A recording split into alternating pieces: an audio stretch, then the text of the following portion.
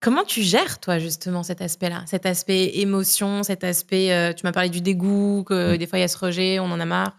L'aspect, ben, c'est difficile, mes parents me soutiennent pas comme j'aimerais ou, tout cet aspect-là d'émotion, tout cet aspect-là de, bah, d'équilibre mental un petit peu. C'est pas mon rôle, parce que moi, je suis sur la préparation physique.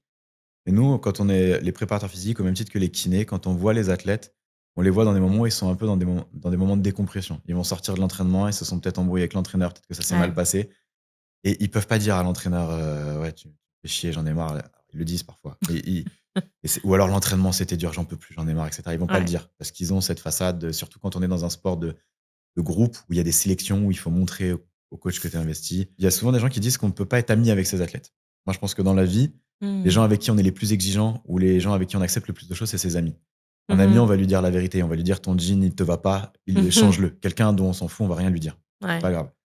Dans le sport, c'est un peu pareil. Un athlète qui me fait chier, je vais lui dire: «Écoute, là, tu me saoules. Ça va pas ce que tu fais». Si j'ai une bonne relation, si je suis proche avec lui, il va être plus à même de l'entendre, il va être plus à même de l'écouter.